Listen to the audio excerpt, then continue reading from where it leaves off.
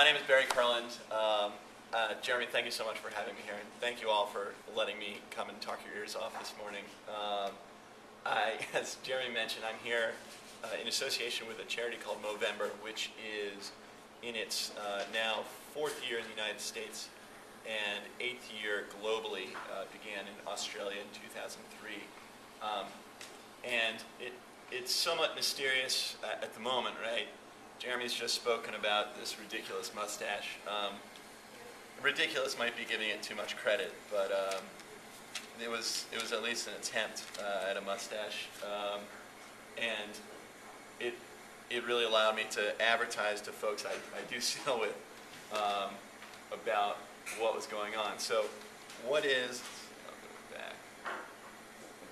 Basically, what I'm going to do is talk a little bit at the beginning about Movember. I'm going to show you guys, hopefully, a video that they produced, and then go into my experience with the charity. But the basics are this: that Movember is a combination of the words Mo, which is in Australia, that's their shortened version for mustache, and obviously the month of November. So they encourage men to grow mustaches during the month of November in order to support men's health charities.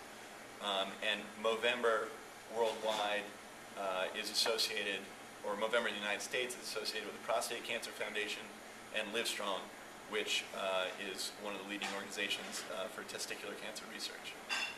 Over the past 7 years, Movember has become, has become the single largest donor to prostate cancer research causes in the United States. This may come as a surprise because I'm sure that not many of you in this room have heard of this somewhat ridiculous charity, but I assure you it's doing good work, and let's see if we can't get this to possibly pop up. All right, so it'll be on the, let's see.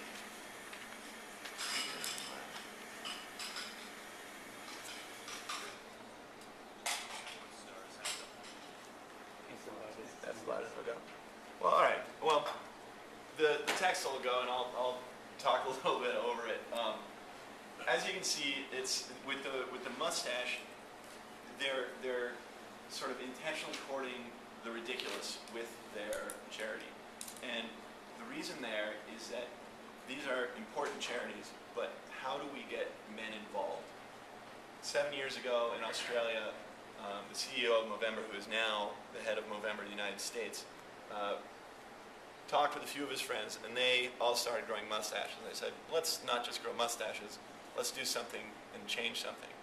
What is an underserved, imperative cause that might be associated with mustaches? And what they decided was that men's health was an underserved cause. You see charities associated with women's health all over. I mean, this past weekend, there was the Susan G. Komen Walk for the Cure in DC, I believe. You see the NFL where everyone's wearing pink, and that's for an extremely worthy cause for breast cancer. But men have historically been much more cavalier with their health, and there hasn't been as much of a focus on men's health with any national movement, global movement, or even down to the real microcosm individually. So they started saying, okay, that we will grow mustaches, people will see these mustaches, and they'll ask us why we're growing these mustaches. Well, why are we growing these mustaches? Because we want to bring awareness. We want you to ask us questions about the mustaches. We want you to go out and tell people why you're growing the mustaches. And it's because men's health is an imperative cause. Excuse me. I try not to ramble so much here. Men's health is it's me. Men's health is an imperative cause, and we would like to tell you about it, so give us the opportunity. So let me just tell you sort of how I got involved with this, and then I'll get a little bit more into exactly why I'm saying this is an imperative cause. Back in college, I was sort of destined for this Movember thing. Movember came to the United States, as I said, in 2007.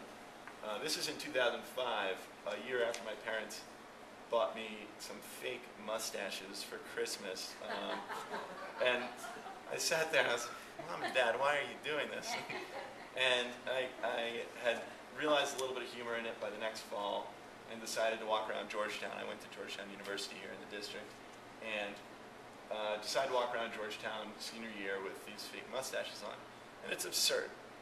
But what I noticed was that everyone looked. I went to Dina DeLuca with that on, and it was very funny for me at the time, trying not to smile because if I smiled it would fall off, and having people sit there and look and forcing them to sort of say, hey, that's a fake mustache. And some people would do it and some people wouldn't, but you'd always get strange looks. And then I went up and purchased a pumpkin for Halloween with my other fake mustache. So thanks, Mom and Dad. Anyway, I was destined to get into this, obviously. Then in 2008, after graduation, I was in China following my college roommate to the Olympics. He was a sailor in the Olympics in Qingdao, and this guy walks into our hostel. This great mustache. I said that. I said, hey, that's a great mustache. And it turns out that he was one of the founders of Movember. So this was a couple years ago, and this kind of growth, which takes extreme effort for me, was still a couple years off.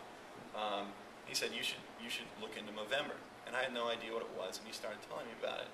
And wouldn't you know it, by that November I decided that I was going to grow a mustache, despite the fact that I was taking the bus to work. When you grow a mustache from Movember, they encourage you just to grow it individually. So you sit there, you shave every day, and for about 2.5 weeks I had this sort of shadow here, and everyone on the bus would give me weird looks. But what I started noticing was that people were asking me why I was doing it. And as soon as that happened, it allowed me to show them, or to start talking your ear off about Movember. And a few stats will get me very far in terms of a fundraising conversation. Immediately I say that Movember is a charity that, irrespective of whether you're growing a mustache or not, because women help out as well, supports men's health causes, namely the Prostate Cancer Foundation and Livestrong. Why are these so important? 1 in 6 men in the United States will get prostate cancer in his lifetime. I believe that the stat is that 218,000 cases of prostate cancer will be diagnosed every year. If it's caught early enough, it's over 90% curable. If it's not caught early enough, then it is fatal. And there is no cure for prostate cancer if it's caught at a later stage.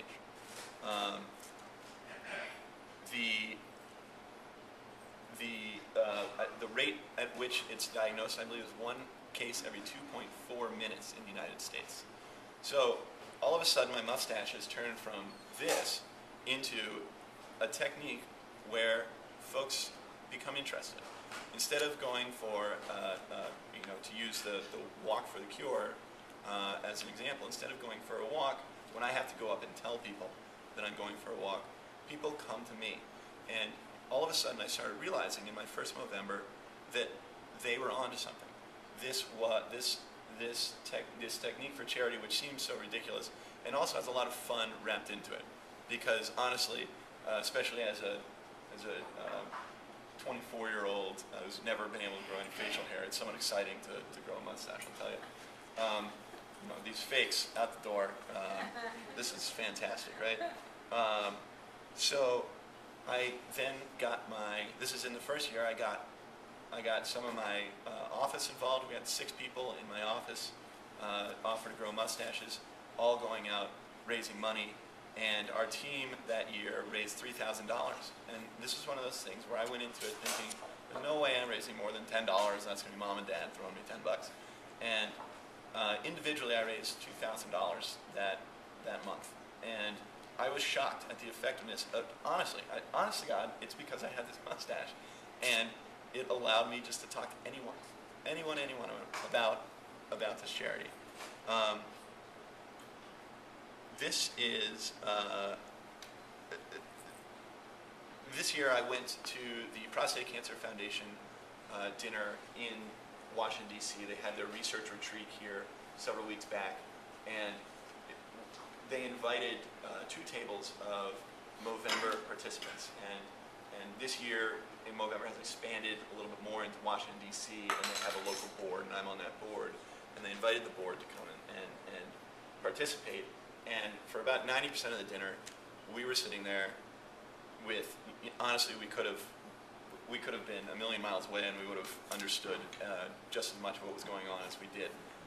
The amount of syllables and the words these guys were